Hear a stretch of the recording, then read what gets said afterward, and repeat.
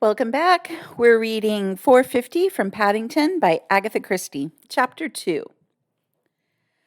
True to the precepts handed down to her by her mother and grandmother, to wit, that a true lady can neither be shocked nor surprised, Miss Marple merely raised her eyebrows and shook her head as she said, "Most distressing for you, Elspeth, and surely most unusual. I think you had better tell me about it at once." That was exactly what Mrs. McGillicuddy wanted to do. Allowing her hostess to draw her nearer to the fire, she sat down, pulled off her gloves, and plunged into a vivid narrative. Miss Marple listened with close attention. When Miss McGillicuddy at last paused for breath, Miss Marple spoke with decision. "The best thing, I think, my dear, is for you to go upstairs and take off your hat and have a wash. Then we will have supper, during which we will not discuss this at all. After supper, we can go into the matter thoroughly and discuss it from every aspect." Mrs. McGillicuddy concurred with this suggestion. The two ladies had supper, discussing as they ate various aspects of life as lived in the village of St. Mary Mead.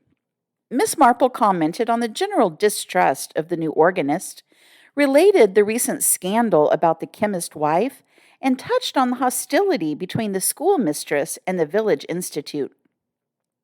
They then discussed Miss Marple's and Mrs. McGillicuddy's gardens.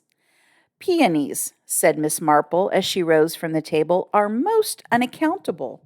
Either they do or they don't do, but if they do establish themselves, they are with you for life, so to speak, and really most beautiful varieties nowadays." They settled themselves by the fire again, and Miss Marple brought out two old Waterford glasses from a corner cupboard, and from another cupboard produced a bottle. "No coffee tonight for you, Elspeth," she said. "You are already overexcited, and no wonder, and probably would not sleep. I prescribe a glass of my cowslip wine, and later, perhaps, a cup of chamomile tea." Mrs. McGillicuddy acquiescing in these arrangements, Miss Marple poured out the wine. "Jane," said Mrs. McGillicuddy, as she took an apprehensive sip, "you don't think, do you, that I dreamed it or imagined it?" "Certainly not," said Miss Marple with warmth. Mrs. McGillicuddy heaved a sigh of relief. "That ticket collector," she said, "he thought so. Quite polite, but all the same. I think, Elspeth, that was quite natural under the circumstances. It sounded, and indeed was, a most unlikely story, and you were a complete stranger to him. No, I have no doubt at all that you saw what you've told me you saw. It's very extraordinary, but not at all impossible.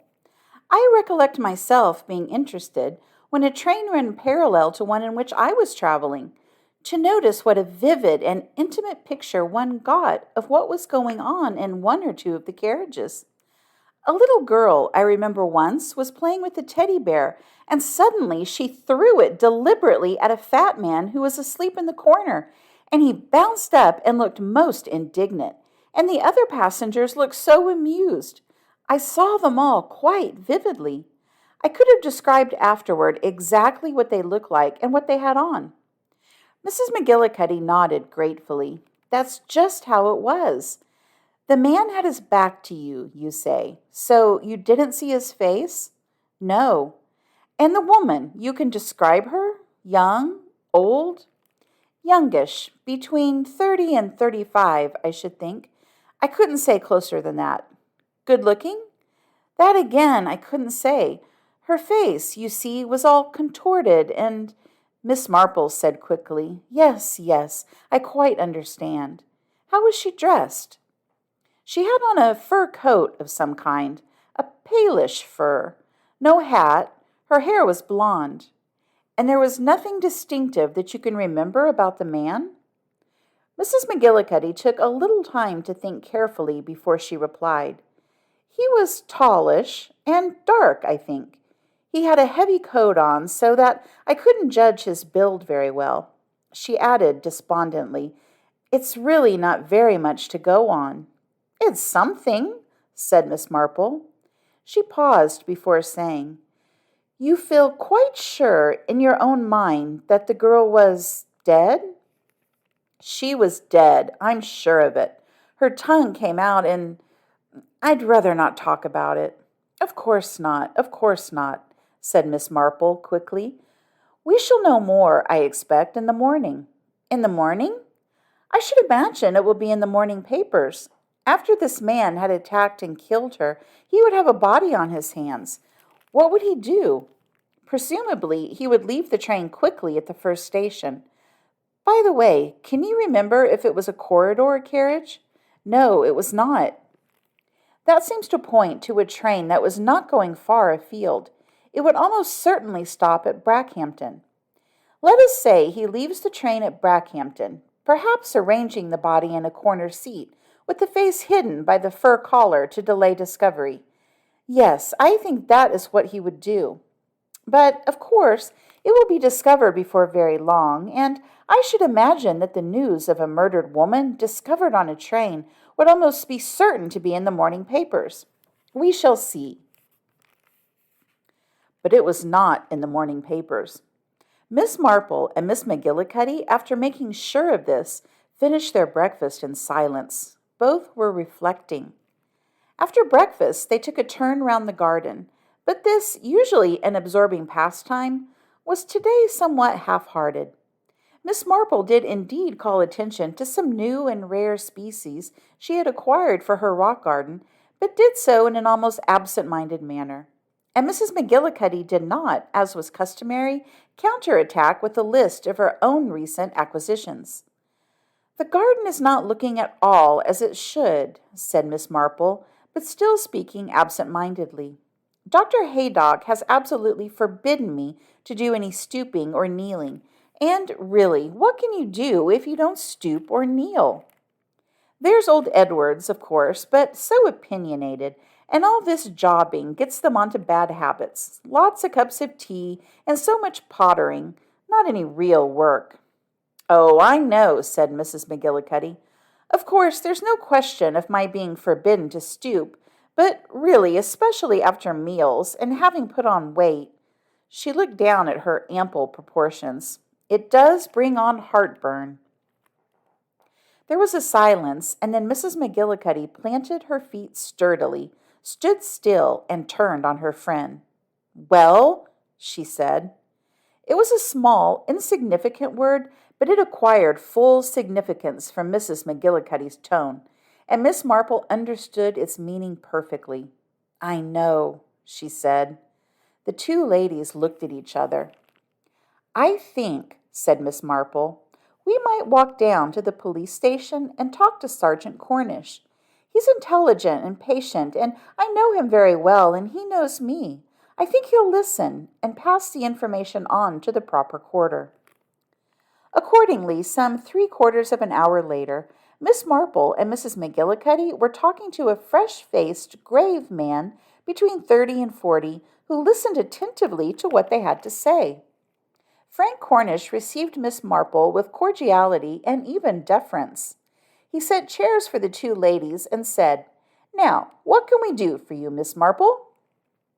Miss Marple said, "I would like you, please, to listen to my friend Mrs. McGillicuddy's story." And Sergeant Cornish had listened.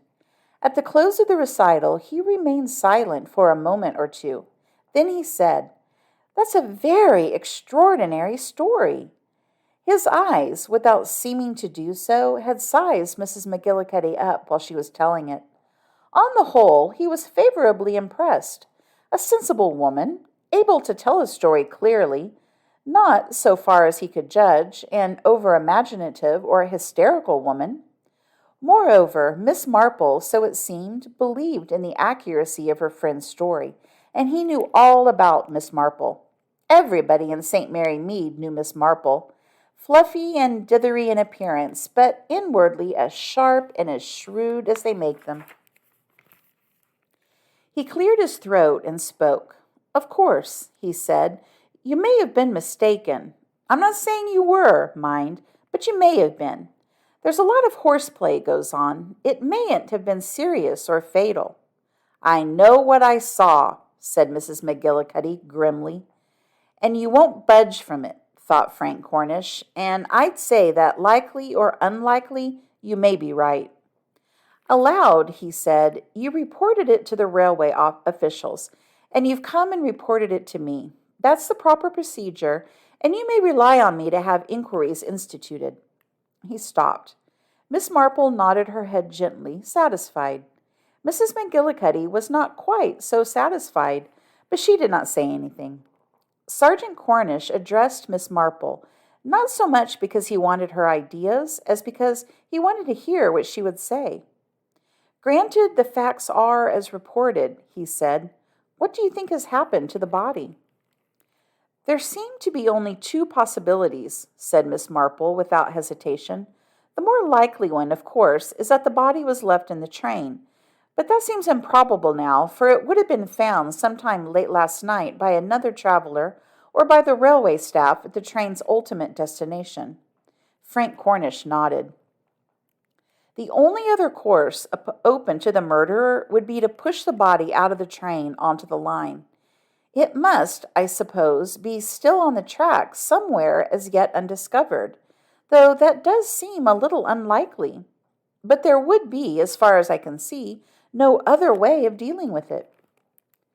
You read about bodies being put in trunks, said Mrs. McGillicuddy, but no one travels with trunks nowadays, only suitcases, and you couldn't get a body into a suitcase.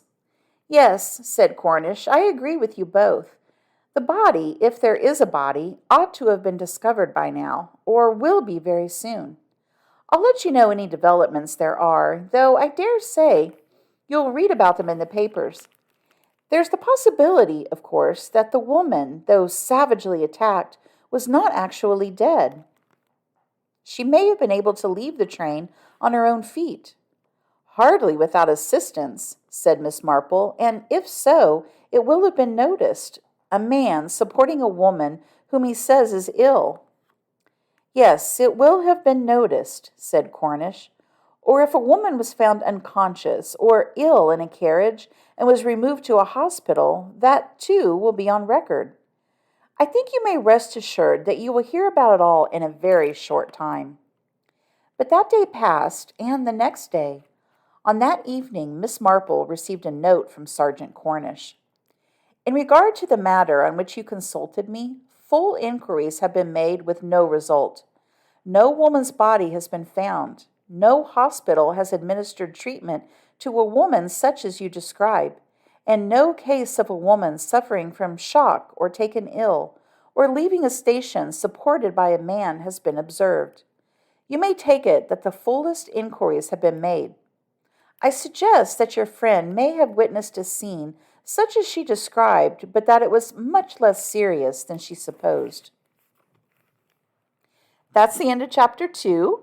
Join me soon for Chapter 3. And please go to my homepage to check out all of my playlist, where you'll find complete chapters and any other books that you may like to read. Thanks so much, everyone. See you for the next chapter. Bye.